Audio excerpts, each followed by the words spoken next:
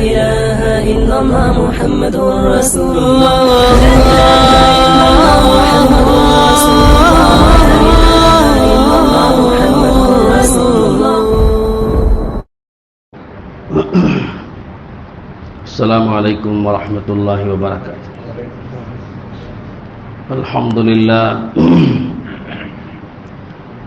الحمد لله رب العالمين والصلاة والسلام على رسوله سيدنا ونبينا محمد وعلى آله وأصحابه أجمعين.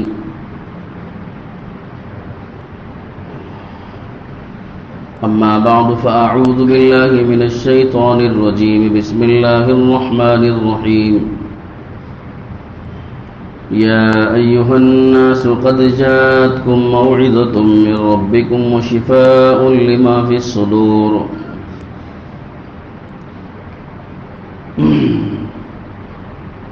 صدق الله العظيم. وقال النبي صلى الله عليه وسلم القرآن حبل الله الممدود من السماء إلى الأرض او کما قال رسول اللہ صلی اللہ علیہ وسلم. دوستو، بزرگوں، بھائیو،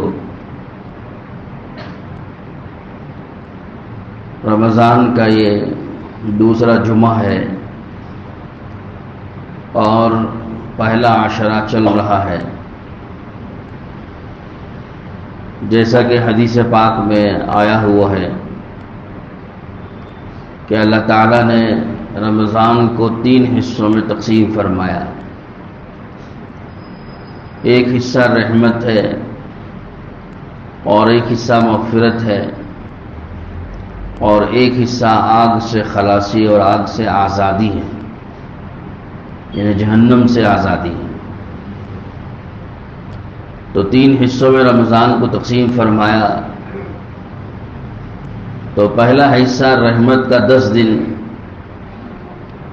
وہی حصہ اس وقت میں چل رہا ہے. اللہ تعالیٰ کی طرف سے رحمتیں نازل ہوتی ہیں. رحمت ایک شرعی اور اسلامی لفظ ہے جسے مسلمان ہی سمجھ سکتا ہے، غیر نہیں سمجھ سکتا. جس کے دل میں ایمان ہے وہی سمجھ سکتا ہے کہ رحمت کیا چیز ہے. اور دوسری بات یہ کہ رحمت دکھائی نہیں دیتی. اللہ تعالیٰ کی رحمت جو ہے وہ دکھائی نہیں دیتی، البتہ اس کی علامتیں، اس کا نتیجہ وہ دکھتا ہے. جیسے کہ حدیث پاک میں رحم کے متعلق بہت سی تاکیدات بھی آئی ہیں کہ تم زمین والوں پر رحم کرو، آسمان والا تم پر رحم کرے گا. ارحموا من فی الارض یرحمکم من فی السماء، کہ تم زمین والوں پر رحم کرو تو آسمان والا تم پر رحم کرے گا. اب رحم دکھنے میں تو نہیں آتا، لیکن رحم کا اثر دکھتا ہے. ماں اپنے اولاد پر رحم کھاتی ہے تو کیا کیا کرتی ہے، باپ اپنے بچوں پر رحم کرتا ہے تو کیا کیا کرتا ہے، اور ایک بڑا اپنے چھوٹوں پر رحم کھاتا ہے تو کیا کرتا ہے. ایک مالدار اپنے غریب فقیر لوگوں پر رحم کھاتا ہے تو کیا کرتا ہے. طاقت والا کمزور پر رحم کھائے تو کیا کرتا ہے. تو اسی طرح سے حاکم ہیں، اقتدار والے ہیں، حکومت والے ہیں، وہ اگر اپنی رعایا پر رحم کھائیں تو کیا کرتے ہیں. ایک انسان دوسرے انسان پر رحم کھائے تو کیا کرے. ایک انسان جانوروں پر رحم کھائے تو کیا کرتا ہے. تو اب آپ اس کا اندازہ خود بخود کرتے چلے جائیں کہ رحم کس چیز کو کہتے ہیں. کہ رحم ایک ایسا وصف ہے جب انسان میں وہ پیدا ہوتا ہے تو اس کے نتیجے میں ایک انسان دوسرے انسان پر ہمدردیاں دکھاتا ہے، احسانات کرتا ہے اور اس کی غمخواری کرتا ہے، اس کی مدد کرتا ہے، اس کو نوازتا ہے، اپنے مال سے، اپنی جان سے، اپنی طاقت و قوت سے اس کا تعاون کرتا ہے اور اس کی امداد کرتا ہے. اور اس کو ہر ضرر اور ہر نقصان سے اس کو روکتا اور بچاتا ہے۔ تو رحم ایسی چیز ہے کہ جب کسی آدمی میں وہ چیز پیدا ہو جائے تو اس کے نتیجے میں دوسرے لوگوں کو بڑی راحتیں ملتی ہیں اور بڑی آسانیاں اور بڑی مددیں اور بڑی کیا کہتے ہیں مصیبتوں سے نجات ملتی ہے، تکلیفوں سے نجات ملتی ہے۔ تو اسی لیے اللہ کے رسول نے فرمایا کہ رحم جس کے دل سے نکال لیا جائے، وہ آدمی جس کے دل سے رحم نکال دیا جائے وہ آدمی ساری خیر سے محروم ہو گیا۔ جس کی دل سے رحم نکال لیا جائے، جیسے اللہ کے رسول صلی اللہ علیہ وسلم کے بارے میں آتا ہے کہ ایک مرتبہ آپ علیہ الصلوۃ والسلام اپنے نواسوں کو بوسہ دے رہے تھے اور دوسرے صحابہ بھی اپنے چھوٹوں پر رحم کھاتے ہوئے بوسہ دے رہے تھے، چھوٹے بچوں کا۔ تو ایک صاحب کہنے لگے کہ میں نے تو کبھی اپنے بچوں کو بوسہ نہیں دیا، میں نے تو کبھی اپنے بچوں کو پیار نہیں کیا۔ تو اللہ کے رسول نے فرمایا کہ اگر تمہارے دل کو اللہ رب العزت نے رحم سے محروم کر دیا ہے تو میں کیا کروں؟ تمہارا دل رحم سے محروم ہے، ہمدردی سے محروم ہے، تمہارے دل میں رحم نہیں ہے تو میں کیا کروں؟ تو بہرحال عرض یہ کرنا کہ رحم آدمی میں کسی میں بھی ہوتا ہے تو اس کا کیا کیا نتیجہ ظاہر ہوتا ہے وہ آپ نے ان باتوں سے اندازہ لگا لیا۔ تو اسی پر اللہ نے فرمایا کہ زمین والوں پر تم رحم کھاؤ تو اس کا نتیجہ یہ ملے گا، اس کا صلہ یہ ملے گا تم کو کہ آسمان والا تم پر رحم کرے گا۔ ظاہر سی بات ہے، ماں اپنے بچے پر رحم کھاتی ہے تو کیا کیا بچوں کو نوازتی ہے اور بچے کے ساتھ کیسی ہمدردی اور کیسی غمخواری اور کیسی خیرخواہی کرتی ہے۔ اور اللہ اگر اپنے بندوں پر رحم کھائے تو کیا کرتا ہے، ہمیں اسی سے اندازہ کرنا چاہیے۔ تو چنانچہ فرمایا کہ اللہ نے رحم دنیا میں اپنے رحم کے 70 حصوں میں سے ایک حصہ اتارا ہے، باقی حصوں کو اللہ نے اپنے پاس رکھا ہے اور اس کا مظاہرہ اللہ قیامت میں فرماتے ہیں۔ تو حضور میں حدیث میں فرمایا گیا کہ وہ جو اللہ نے اس رحم کے 70 حصوں میں سے ایک حصہ دنیا میں جو اتارا ہے اسی کا نتیجہ ہے کہ ایک جانور اپنے بچے پر سے پیر پڑتے ہوئے روک لیتا ہے۔ ایک گائے اور ایک بھینس اور ایک جانور، ایک اونٹ، ایک ہاتھی اپنے پیدا ہوئے بچے پر، جو بھی بچہ پیدا ہوا ہے اس بچے پر پیر پڑتے ہوئے اٹھا لیتا ہے، روک لیتا ہے کہ کہیں میرا پیر پڑ کر کے اس کی جان نہ چلی جائے۔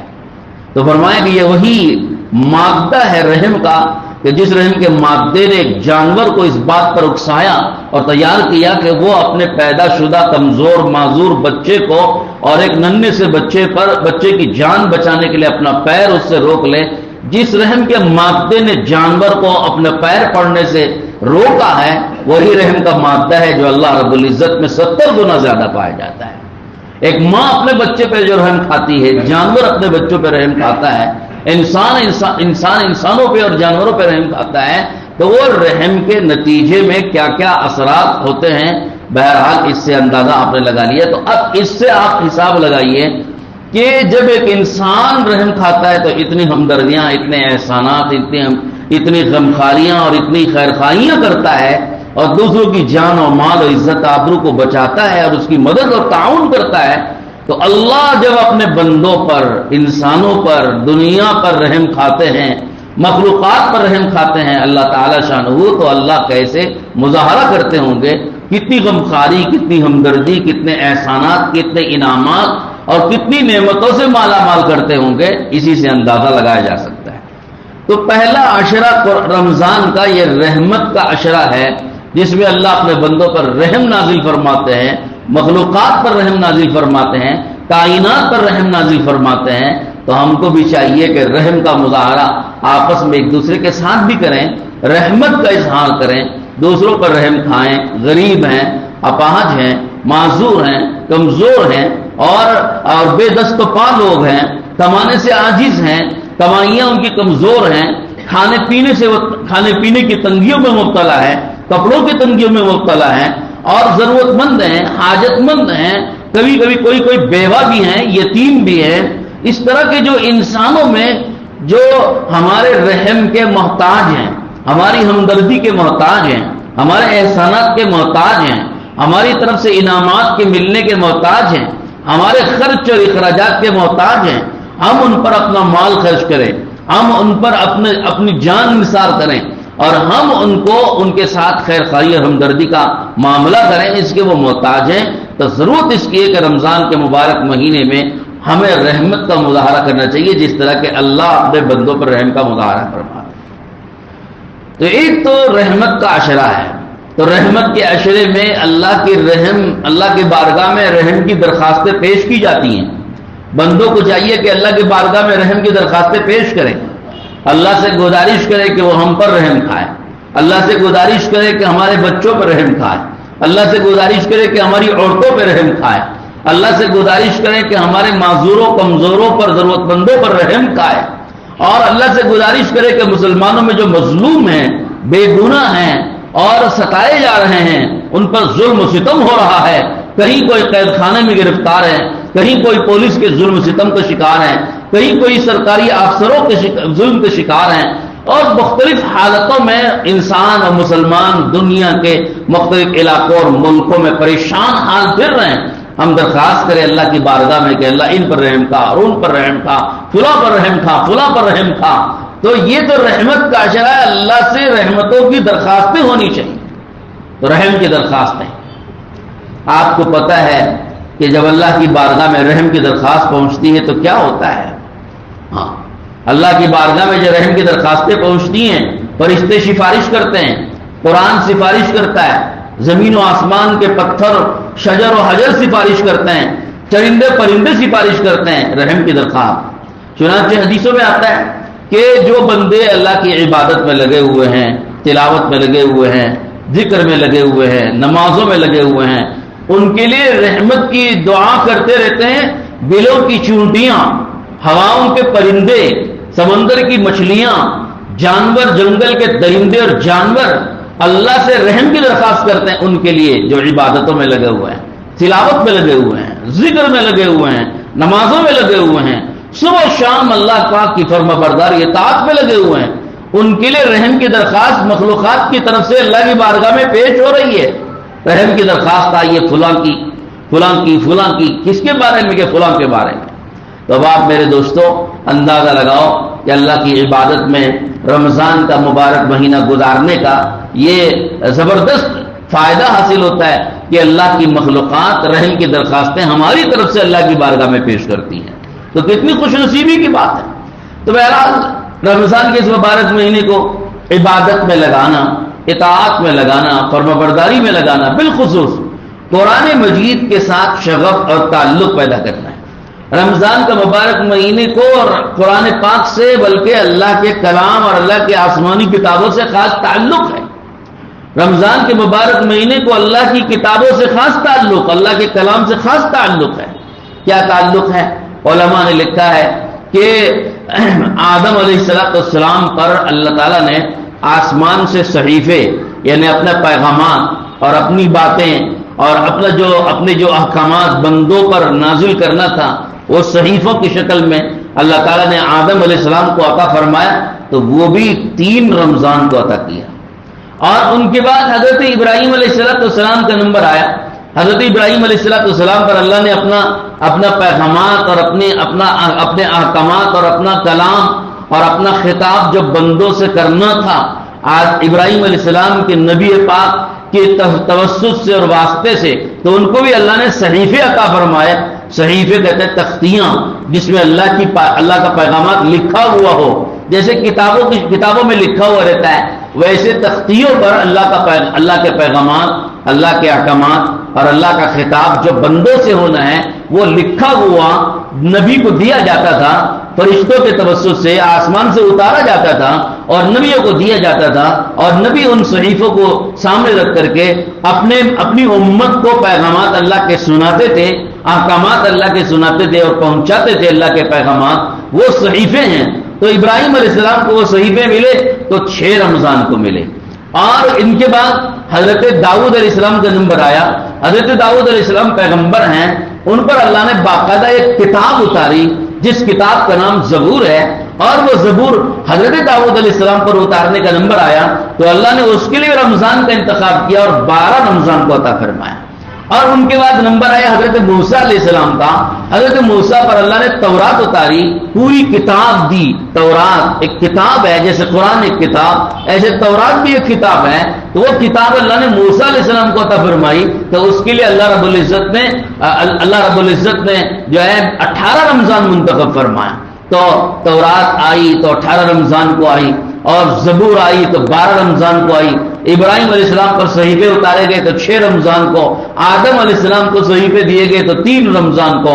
اور اسی طرح انجیل بھی رمضان ہی کے مبارک مہینے میں آئی. اور قرآن اتارا گیا تو وہ بھی 27 رمضان کو اللہ رب العزت نے قرآن اتارا، جس کا نام شب قدر ہے.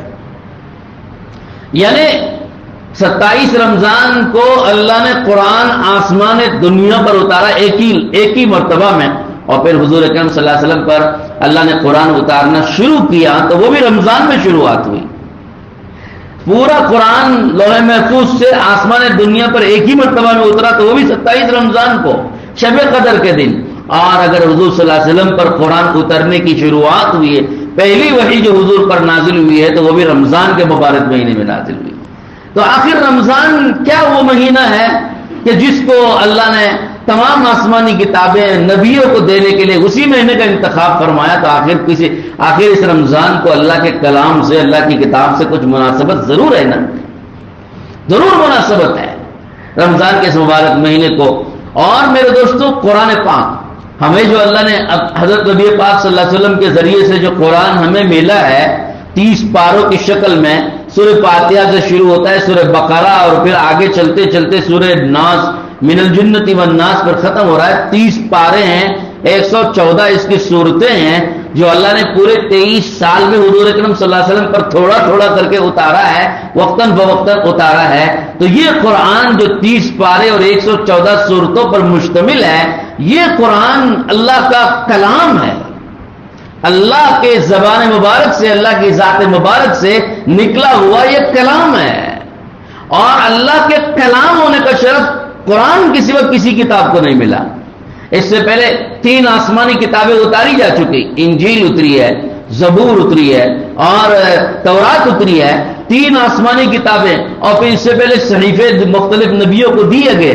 وہ سب اللہ کا کلام نہیں کہلائے گئے، وہ اللہ کا پیغام ہے، اللہ رب العزت کی طرف سے دیے گئے احکامات ہیں. لیکن وہ اللہ کی ذات سے نکلا ہوا کلام نہیں ہے، اللہ کے دیے ہوئے احکامات ہیں، پیغامات ہیں اور ارشادات ہیں، اللہ رب العزت کی طرف سے اس کو دیے گئے ہیں. لیکن اللہ کا کلام، جیسے میں گفتگو کر رہا ہوں، یہ میرا کلام، آپ گفتگو کریں گے آپ کا کلام، ہمارا کلام ہماری زبان سے نکلتا ہے. اللہ کا کلام اللہ کی ذات سے نکلا ہوا ہے، اللہ کا پڑھا ہوا ہے. چنانچہ اللہ قرآن مجید کو قیامت میں خود پڑھ کے سنائیں گے. آج آپ قاری باسط صاحب کا قرآن سنتے ہو تو کتنے خوش ہو جاتے ہو، اور قاری سدیس صاحب کا قرآن سنتے ہو، قاری شریم صاحب کا سنتے ہو، اور قاری حذیفی صاحب کا سنتے ہو، حرمین شریفین کے ائمہ کی زبان سے وہ قرآن سنتے ہو. کیا مزہ آپ لیتے ہیں، کیا لطف آپ لیتے ہیں، اس کا کیا اس کی لذت آپ لیتے ہیں. قیامت کے دن جب میدان محشر قائم ہوگا، جنتی جنت پہ چلے جائیں گے اور حساب و کتاب پورا ہو جائے گا. باری تعالی پیارے رسول حضرت محمد الرسول اللہ صلی اللہ علیہ وسلم سے گزارش کریں گے کہ وہ سارے بندوں کے سامنے سورہ یاسین پڑھ کر کے سنائیں.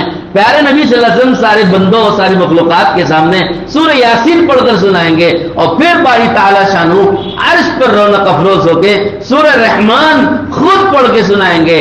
الرحمن علم القرآن، رحمان خود اللہ کا نام ہے، اور سورہ رحمان خود اللہ اور رحمان پڑھ کے سنائے گا. کیا لذت اور کیا مزہ اور کیا لطف آتا ہو. دنیا مبہوت ہو جائے گی، مخلوقات مبہوت ہو جائیں گے، اور اللہ کا کلام اللہ کی زبان مبارک سے، اللہ کی ذات اقدس سے جو نکلے گا، سارے قاری پیچھے ہو جائیں گے اور ہم اپنے قاریوں کو بھول جائیں گے جو دنیا میں قاریوں کی قرات سے اور ان کی آواز سے ہم لذت لیتے تھے، بھول جائیں گے ان کو. کہ میرے دوستو، دنیا کے قاریوں کا یہ حال ہے کہ جب یہ قرات کرتے ہیں تو لوگوں کے آنکھوں میں آنسو آ جاتے ہیں، لوگ رو پڑتے ہیں، لوگ بے ہوش ہو جاتے ہیں. قاری عبد الباسط صاحب رحمہ اللہ کے بارے میں ہم نے سنا، جب روس ٹکڑے ہوا اور روس سے مختلف مسلم ممالک آزاد ہوئے، وہ تو پورے کے پورے دہریے بن چکے تھے، خدا فراموش بن چکے تھے. خدا سے ان کو دور کر دیا گیا تھا، وہ جانتے نہیں تھے اللہ کیا ہے، اسلام کیا ہے، مسلمان کیا ہیں، مسلمان دنیا میں ہیں بھی کہ نہیں، یہ جانتے نہیں تھے۔ تو یہاں سے سعودیہ سے غالباً شاہ فیصل نے اس وقت میں مجھے یاد نہیں ہے کہ کون سے بادشاہ ہیں، کہ انہوں نے ایک وفد لے جا کے ان مسلمان ملکوں کو جمع کر ایک پروگرام کیا، کانفرنس کی، اور سارے مسلمان اور جو آزاد ممالک تھے ان کے حکمرانوں کو اور ان کے بڑے بڑے سربراہ لوگوں کو جمع کیا تھا، ایک کانفرنس ہوئی تھی، ایک جلسہ منعقد ہوا تھا، اور ان سے گزارش کی تھی کہ ہمارے ساتھ ایک مہمان ہیں، ہم اس مہمان سے گزارش کریں گے کہ وہ قرآن پاک جو اللہ کا کلام ہے وہ پڑھ کر کے سنائیں۔ وہ جانتے بھی تھے کہ قرآن پاک کیا چیز ہوتی ہے، حالانکہ تھے مسلمان، نسلوں سے مسلمان تھے، لیکن ان مسلمانوں کو ختم کیا گیا تھا، اسلام کو مٹایا گیا تھا روس سے، اور قرآن کو ختم کیا گیا تھا۔ وہ جانتے نہیں تھے قرآن کیا ہے، اذان کیا ہے، نماز کیا ہے، اسلام کیا ہے، اسلام کے احکامات کیا ہیں، اسلام کے پیغامات کیا ہیں، وہ جانتے بالکل نہیں تھے، اگرچہ کہ نسل در نسل مسلمان ہیں، لیکن اسلام کو چونکہ مٹا دیا گیا تھا اس لیے وہ جانتے نہیں تھے۔ جب قاری عبدالباسط صاحب نے ان سے گزارش کی گئی اور پڑھنا شروع کیا، اور قرآن پاک جو پڑھ کر قاری باسط صاحب نے سنائی، عبدالباسط صاحب نے سنائی ہے، تو جتنے لوگ بیٹھے ہوئے تھے سب کے آنکھوں سے آنسو جاری تھے، سب کے سب رو رہے تھے۔ دارالعلوم دیوبند کا 7 سالہ اجلاس ہوا، 7 سالہ جلسے میں قاری عبدالباسط صاحب کو بلایا گیا تھا۔ 100 سال کا جو جلسہ دارالعلوم دیوبند نے منعقد کیا تھا، قاری محمد طیب صاحب رحمۃ اللہ علیہ کی اہتمام میں اور ان کے محتمم ہونے کے زمانے میں، قاری عبدالباسط صاحب نے جو قرآن پاک پڑھ کر جو کھچا کھچ بھرا ہوا لاکھوں کا مجمع دارالعلوم دیوبند کے 7 سالہ اجلاس میں شرکت کے لیے آیا ہوا تھا، اس جلسے میں قاری عبدالباسط صاحب کی قرأت پڑھ کر کے سنائی گئی، تقریباً 1.5 گھنٹہ سکتہ طاری تھا پورے مجمع پر، اور اتنی لمبی قرأت کی کہ لوگوں کی ہچکیاں اور لوگوں کے آنسو بننے لگے۔ تو میرے دوستو، قرآن دنیا میں ایک قاری پڑھتا ہے، ایک بندہ پڑھتا ہے، ایک انسان پڑھتا ہے، اس کا یہ اثر دیکھنے میں آتا ہے، تو پھر دوستو قیامت میں اللہ باری تعالیٰ شان خود جب قرآن پاک پڑھ کے سنائیں گے اس کا کیا اثر ہوتا ہوگا، ہم اس کا اندازہ نہیں لگا سکتے۔ بہرحال رمضان کو اللہ تعالیٰ شان نے قرآن پاک سے مناسبت عطا فرمائی ہے، تو مسلمان کو چاہیے کہ رمضان کو قرآن کا مہینہ بنائے، قرآن کے پڑھنے کا مہینہ، قرآن کی تلاوت کا مہینہ، قرآن کو چھونے کا مہینہ، قرآن کو دیکھنے کا مہینہ، قرآن کو سننے کا مہینہ، قرآن کو سمجھنے کا مہینہ بنائیے، قرآن سے اثر لینے اور تاثر لینے والا مہینہ بنائیے۔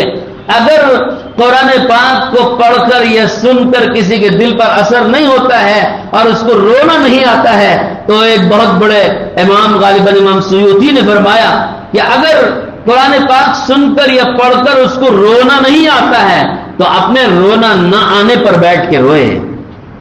یہ مسلمان اتنا سخت دل ہو گیا کہ قرآن کا اثر اس کے دل پہ نہیں ہو رہا ہے، تو رونا نہ آنے پہ بیٹھ کے روئے اللہ سے کہ اللہ مجھے رونا کیوں نہیں آتا ہے۔ تو قرآن ایسا کلام ہے اللہ کا، تو اللہ نے قرآن ایسا اتارا کہ وہ نصیحت والا، نصیحت بھی ہے، پیغام ہے، عبرت ہے۔ آپ اس میں دیکھیں گے قرآن پاک کھول کر کے جب پڑھیں گے اور معانی کو دیکھ دیکھ کے پڑھیں گے تو آپ کو واقعات ملیں گے، پچھلے قوموں کے واقعات، شداد کے، نمرود کے، قارون کے، فرعون کے، حامان کے، قوم سمود کے، قوم عاد کے، قوم لوط کے اور قوم نوح کے، اور اسی طرح سے حضور اکرم صلی اللہ علیہ وسلم کے زمانے کے جو اہل مکہ ہیں ان کے، مشرکین کے، یہودیوں کے، نصارہ کے، اور پچھلے گزرے ہوئے لوگوں کے، آنے والے زمانے کے لوگوں کے حالات اور واقعات ملیں گے۔ قیامت کا منظر اللہ نے کھینچا ہے، اور حساب و کتاب کے میدان محشر کا منظر اللہ نے کھینچا ہے قرآن کے اندر، اور اللہ رب العزت نے جنت و جہنم کو کھولا ہے قرآن کے اندر۔ اگر پڑھنے والا قرآن پڑھے گا، تلاوت کرے گا، معنی دیکھ کر کے پڑھے گا، جنت و جہنم آنکھوں کے سامنے آ جائے گی۔ اور علماء حدیث میں فرمایا حضور نے، جو یہ چاہتا ہو کہ جنت و جہنم کو ایسا دیکھے جیسے کھلے آنکھوں اپنی آنکھوں کے سامنے دیکھنا چاہتا ہے، وہ سورہ تکویر پڑھے، سورہ انفطار پڑھے، سورہ انشقاق پڑھے۔ اس میں قرآن اللہ تعالیٰ نے قیامت کو کھولا ہے اور جنت و جہنم کو کھولا ہے، بہت سی صورتوں کے اندر اللہ نے کھولا ہے۔ تو اگر ہم تلاوت کریں گے اور پڑھیں گے، جنت سامنے آ جائے گی، جہنم سامنے آ جائے گی، قیامت کا میدان سامنے آ جائے گا، قیامت کا دن سامنے آئے گا، میدان محشر کا میدان سامنے آ جائے گا، حساب و کتاب سامنے آ جائے گا۔ قرآن مجید میں اللہ نے ساری چیزوں کو کھولا ہے۔ اور اسی لیے کھولا ہے کہ مسلمان اس سے عبرت لے، ایمان اپنا تازہ کرے، یقین اپنا مضبوط کرے، اور اس قرآن سے، قرآن کی رسی کو مضبوط تھام لے، قرآن کو اپنا شغف بنائے، اپنا مشغلہ بنائے، اپنی مصروفیت بنائے، تلاوت کا میدان بنائے، آنکھوں سے دیکھنے کا اس کو مرکز اور محبت بنائے، اور اپنے فہم، اپنی عقل، اپنی فراست، اپنے علم، اپنی سمجھ بوجھ کے استعمال کرنے کا میدان قرآن کو بناؤ، ریسرچ کا میدان قرآن کو بناؤ، تحقیق کا میدان قرآن کو بناؤ۔ قرآن مجید میں اللہ نے ایسی چیزوں کو کھولا ہے جو کسی کتاب میں آپ کو نہیں ملے گی، کسی ریسرچ سینٹر سے نہیں ملے گی آپ کو، اور کسی تحقیقاتی ادارے سے نہیں ملے گی آپ کو۔ جو قرآن نے جن چیزوں کو کھولا ہے، زمین کے اندر کے تہخانے اور مناظر، آسمانوں کے اوپر کے مناظر، ہوا اور فضاؤں کے مناظر، اللہ نے قرآن مجید میں کھولا ہے۔ سائنس کو کھولا ہے، ٹیکنالوجی کو کھولا ہے، اور آپ کی طبی چیزوں کو اللہ نے قرآن میں کھولا ہے۔ میرے دوستو، ایک بہت بڑے فلسفی نے مناظرہ کرتے ہوئے ایک بہت بڑے عالم کے سامنے کہا تھا کہ تمہارے نبی نے بھی، تمہارے قرآن نے بھی طب کے بارے میں، میڈیکل کے بارے میں کچھ نہیں کہا ہے۔ تو انہوں نے کہا تم غلط کہتے ہو، قرآن کی ایک آیت نے پوری میڈیکل سائنس کو جمع کر دیا، اور اللہ کے نبی کی ایک حدیث نے پوری میڈیکل سائنس کو جمع کر دیا۔ پوچھا کہ کون سی ہے؟ تو کہا قرآن نے کہا کلوا واشربوا ولا تسرفوا، کھاؤ پیو مگر اسراف مت کرو۔ فرمایا کہ قرآن کی ایک آیت نے پوری سائنس کو جمع کر دیا ہے، یعنی پوری طب کو جمع کر دیا، سائنس نہیں، پوری طب کو کہتے ہیں میڈیکل کو، میڈیسینز کو، پوری میڈیکل لائن کی تمام چیزوں کو قرآن کی اس ایک آیت نے جمع کر دیا کہ کھاؤ پیو مگر اسراف مت کرو۔ اور پھر اللہ کے رسول صلی اللہ علیہ وسلم نے حدیث میں فرمایا کہ آپ نے فرمایا کہ المعدۃ بیت الادواء، پیٹ یہ بیماریوں کا گھر ہے۔ جب یہ حدیث سنائی اور آیت سنائی تو وہ جو بہت بڑا طبیب تھا، فلسفی تھا، اس نے کہا کہ ما ترک نبیکم ولا کتابکم لجالینوس طبا، کہ تمہاری کتاب نے اور تمہارے نبی نے جالینوس جیسے بہت بڑے طبیب کو بھی اب طب کی کسی تحقیق کا کوئی میدان نہیں چھوڑا، سارا طب اس کے اندر جمع کر دیا ہے۔ تو میرے دوستو، قرآن ایسا جامع کلام ہے کہ آپ کو ہر لائن کی چیزیں قرآن پاک میں ملے گی۔ قرآن پاک حل ہے مسائل کا، دشواریوں کا، بیماریوں کا، تکلیفوں کا، مصیبتوں کا اور پریشانیوں کا حل ہے قرآن پاک۔ اللہ نے فرمایا قد یا ایھا الناس، اے لوگو، قد جاءتکم موعظۃ من ربکم، تمہارے پاس آئی ہے تمہارے رب کی طرف سے ایک نصیحت نامہ، ایک نصیحت، ایک پیغام، ایک نصیحت، عبرت لینے کی چیزیں اور نصیحت لینے کی اور سبق لینے کی تمام چیزیں تمہارے پاس تمہارے رب کی طرف سے قرآن میں آئی ہیں۔ وشفاء لما فی الصدور، تمہاری دلوں کے اندر کی جتنی امراض اور بیماریاں ان سب سے شفا قرآن مجید میں موجود ہے۔ وَأَنزَلْنَا إِلَيْكَ الذِّكْرَ، اللہ تعالیٰ نے قرآن میں فرمایا کہ ہم نے قرآن کو اتارا ہے، اس میں شفا ہے، بیماریوں سے شفا۔ چنانچہ علماء نے لکھا ہے تفسیروں کے اندر، اگر کوئی آدمی مغموم ہے، غم میں مبتلا، پریشانی میں مبتلا، رنج میں مبتلا ہے، اس کے سامنے آپ سورہ یوسف کی تلاوت کر دو، اس کا غم چلا جائے گا۔ بیمار ہے کوئی بھی، کتنے بیمار ہو، 7 مرتبہ پورے یقین کے ساتھ سورہ فاتحہ پڑھ کے دم کر دو، اللہ شفا نصیب فرما دیں گے۔ ایسی بیماریاں، کوئی جادو کا شکار ہے اور کسی جادو اور سحر کے اثرات میں مبتلا ہے، تو اللہ نے قرآن میں آیتیں اتاری ہیں، وہ آیتیں پڑھ کر کے اس پر دم کر دو، جادو کے اثرات چلے جائیں گے۔ کسی مکان میں جنات کے اثرات ہیں، سورہ بقرہ کی تلاوت وہاں کر دو، جنات وہاں سے رفو چکر ہو جائیں گے، بھاگ جائیں گے، جنات نہیں رہیں گے۔ ایسا قرآن مجید آپ کو کس بیمار، ایک بہت بڑے ہارٹ کے اسپتال نے بڑوں سے ملک کے، انہوں نے تحقیق اور ریسرچ کر کے بتایا کہ جب ان کے ہاں جو ہارٹ کے مریض اور بیمار تھے ان کے علاج بہت سارے کیے گئے، لیکن جب ان کے سامنے ہم نے سورہ رحمان کی تلاوت کی تو ان کے ہارٹ کی بیماریاں دور ہو گئی۔ تو ایسی بہت ساری بیماریوں سے شفا آپ کو، یہ ظاہری بیماریاں میں عرض کر رہا ہوں، ظاہری امراض میں آپ کو سنا رہا ہوں جس سے شفا قرآن پاک کی تلاوت سے ہو جاتی ہے۔ اس کے علاوہ باطن میں بیماریاں ہیں، آدمی کے دل میں حسد ہے، جلن ہے اور کینہ ہے، کپٹ ہے اور دنیا کی محبتیں ہیں اور دوسرے کے بارے میں بدگمانیاں ہیں اور دوسروں کو تکلیف دینے کے جذبات دل میں ہوتے ہیں، ایذا رسانی کے برے جذبات دلوں میں ہوتے ہیں۔ دل مختلف قسم کی بیماریوں کا گھر ہوتا ہے، دل میں کفر ہوتا ہے، شکوک ہوتے ہیں، شبہات ہوتے ہیں، شرک ہوتا ہے، بت پرستی کے جذبات ہوتے ہیں، اللہ کی ذات عالی کا یقین کمزور ہوتا ہے، آخرت اور جنت و دوزخ کے بارے میں دل کمزور ہوتا ہے، یقین نہیں ہوتا، فرمایا اور شک میں مبتلا رہتا ہے، سارے شکوک و شبہات، ساری بت پرستیاں، سارے کفر اور شرک اور تمام نفاق اور ساری دل کی بیماریاں قرآن پاک کے اندر ایسی ایسی آیتیں موجود ہیں، اگر ان آیتوں کو پڑھے گا، تلاوت کرے گا، سمجھے گا، اللہ دل کی وہ ساری بیماریاں صاف کر دیتے ہیں اور دل میں یقین کو مضبوط کر دیتے ہیں، اور ایمان والے کا دل اللہ کی ذات عالی پر اور جنت و دوزخ اور قیامت کے حالات پر، اللہ کے انعامات اور اللہ کے وعدوں پر اس کا دل، مومن کا دل مضبوط ہو جاتا ہے، جم جاتا ہے، سارے شکوک و شبہات دل سے رفع چکر ہو جاتے ہیں، صاف ہو جاتے ہیں اور دل پاک و صاف ہو جاتا ہے۔ تو قرآن مجید میرے دوستو ایسی کتاب ہے، اگر اس سے تعلق آدمی پیدا کرے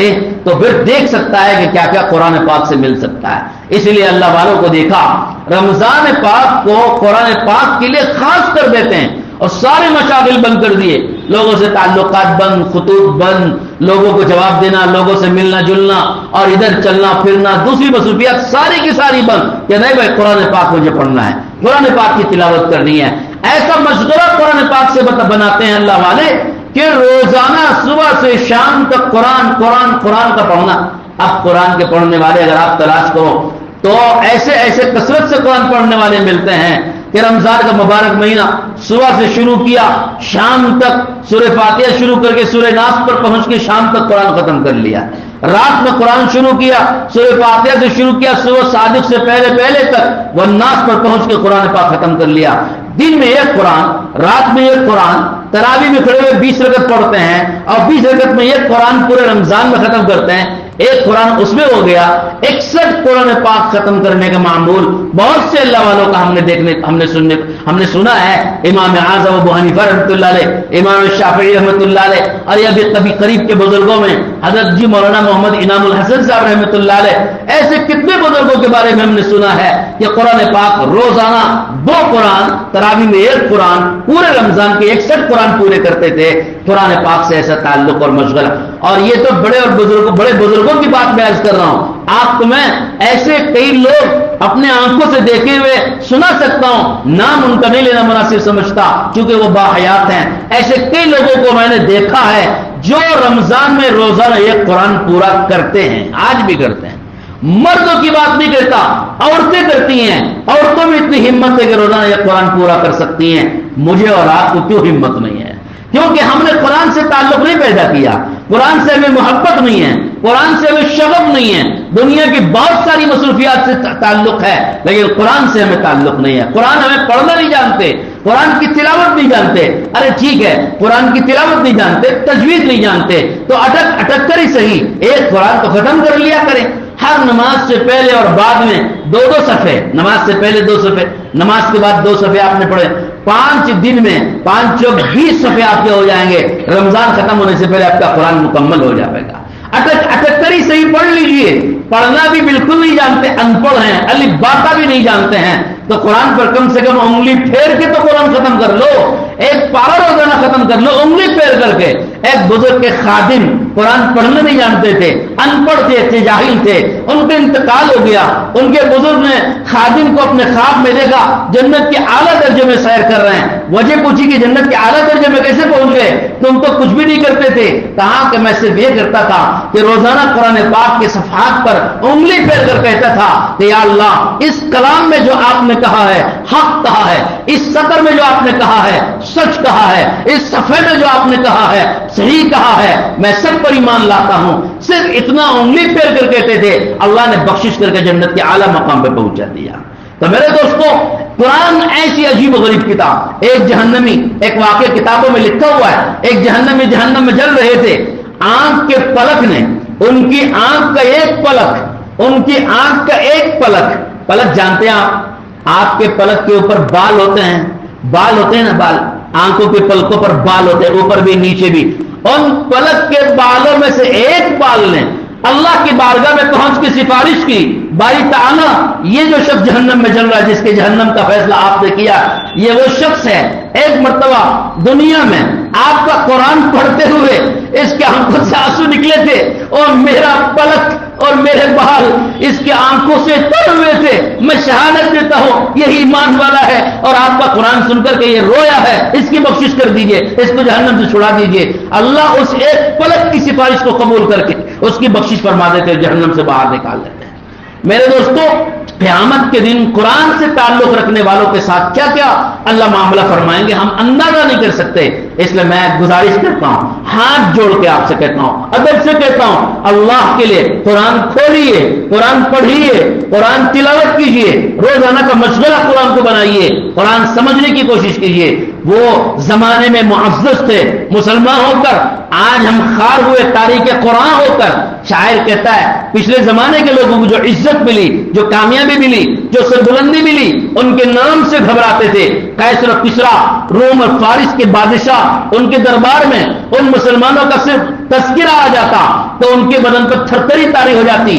سپر پاور ہے، طاقت ہے، قوت ہے، فوج ہے، ملک ہے، مال ہے، دولت ہے، عزت ہے، ان کے سامنے ساری رعایا ہے، اس کے باوجود مسلمان کے نام سے کیوں کپ کپا رہے ہیں، کیوں تھر تھرا رہے ہیں؟ وہ زمانے میں معزز تھے، مسلمان ہو کر انہوں نے اپنی مسلمانی قرآن سے بنائی۔ قرآن سے ایمان بھی، اعمال بھی، اخلاق بھی، معاشرت بھی، معاملات بھی قرآن کے مطابق بنائے تھے۔ وہ حقیقی مسلمان بن کر زندگی گزارتے تھے، اس لیے ان کے نام سے بھی لوگوں کو گھبراہٹ ہوتی تھی۔ باطل کے ایوانوں میں زلزلہ طاری ہو جاتا تھا مسلمانوں کے نام سے اور تذکرے سے، اور آج ہم خار ہوئے ہیں تاریخ قرآن ہو کر، اسی قرآن کو چھوڑ کر نہ اس کی تلاوت کرتے، نہ اسے سیکھتے ہیں، نہ اسے پڑھتے ہیں، نہ اسے سمجھتے ہیں، نہ اس پر عمل کرتے ہیں۔ اس کے ذریعے اپنے اخلاق نہیں سدھارتے، اپنے معاملات ٹھیک نہیں کرتے، اپنی معاشرتیں ٹھیک نہیں کرتے، اپنی عبادتیں قرآن کی روشنی میں نہیں سنوارتے، اپنا لباس، اپنا حلیہ قرآن کے مطابق نہیں بناتے، اپنے گھروں میں قرآن کے پڑھنے کی آوازیں نہیں گونجتی، مسجدوں میں قرآن کی تلاوت کرنے والے نہیں ملتے۔ آج ہم خار ہوئے، ذلیل ہوئے، رسوا ہوئے، پسپا ہوئے، مغلوب ہوئے، مغرور ہوئے، مظلوم ہوئے، پسپا ہوئے، اور قیامت تک ہوتے رہیں گے اگر یہی روش رہے گی تاریخ قرآن ہو کر۔ قرآن چھوڑ کر کے یہ ہماری نوبت آئی ہے۔ قرآن سے تعلق پیدا کر کے دیکھو اللہ کس عزت کی چوٹیوں پہ پہنچائے گا۔ آج عزم کیجئے، رمضان کا مبارک مہینہ ٹرننگ پوائنٹ ہوتا ہے، تبدیلی کے لیے ہوتا ہے، قرآن سے جوڑنے کے لیے ہوتا ہے۔ قرآن رمضان میں حافظ صاحب بیچارے بڑی محنت کر کے لا کر آپ کو قرآن سناتے ہیں، ہمارے پاس اتنا بھی دم نہیں ہوتا کہ کھڑے ہو کے 20 رکعت پورے کر سکیں اور حافظ صاحب کا قرآن کم سے کم سن کر اپنے دل کو سنوار سکیں، اس لیے کہ قرآن جس کان سے گزرے گا وہ دل پر پہنچے گا، دل پر اثر کرے گا۔ ہمیں اتنی بھی توفیق نہیں ہوتی ہے کہ 20 رکعت پورے کر لیں اور پورا قرآن ایک مرتبہ حافظ صاحب کی زبان سے تو کم سے کم سن لیں۔ پڑھ تو نہیں سکتے ہیں، سن تو لے کم سے کم، اتنی بھی توفیق ہمیں نہیں ہوتی ہے۔ ایسا بے تعلقی، ایسی بے رخی قرآن سے، اور ایسا رخ موڑنا، ایسا چہرہ موڑ کے چلا جانا، اور ایسا پیٹ پھیر کے قرآن سے چلا جانا، یہ ہمارے لیے ذلت کا سامان نہیں بنے گا تو کیا بنے گا؟ ہمارے لیے پٹنے کا ذریعہ نہیں بنے گا تو کیا بنے گا؟ اور ہمارے لٹنے کا ذریعہ نہیں بنے گا تو کیا بنے گا؟ اور لٹتے رہیں گے، اور پٹتے رہیں گے، اور پستے اور مظلوم ہوتے رہیں گے اگر یہی روش رہی۔ اس لیے روش کو تبدیل کرنا ہوگا، رخ بدلنا ہوگا، اپنے آپ کو چینج کرنا ہوگا، اور چینجز اپنی زندگی میں لا کے قرآن سے اپنے کو جوڑنا ہوگا۔ جوڑیں گے انشاءاللہ۔ میں آپ سے عہد لیتا ہوں، آج آپ عہد کر کے اٹھیے کہ ہم آج سے قرآن پاک کی تلاوت، قرآن پاک سے شغف اور تعلق ایسا پیدا کریں گے کہ انشاءاللہ کبھی اس تعلق کو ہم نہیں چھوڑیں گے۔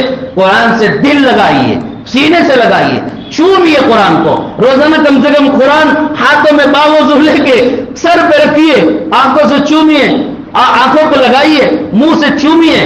حدیث میں لکھا ہے فرشتے جب قاری حافظ قرآن کی تلاوت کرتا ہے، فرشتے آ جاتے ہیں، گھیر لیتے ہیں، اپنا منہ قاری سے حافظ صاحب کے منہ سے لگاتے ہیں اور منہ سے لگا کے چومتے رہتے ہیں۔ کیا پاکیزہ کی زبان ہے تمہاری کہ اللہ کا کلام تم پڑھ رہے ہو، ہمیں پڑھنے کی توفیق نہیں ہے۔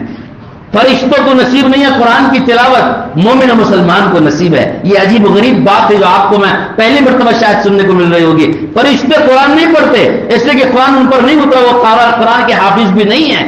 اس لیے مومن جب قرآن پڑھتا ہے اس کا قرآن سننے کے لیے فرشتے آتے ہیں اور اپنا منہ حافظ صاحب کے منہ سے لگا کے چومتے رہتے ہیں۔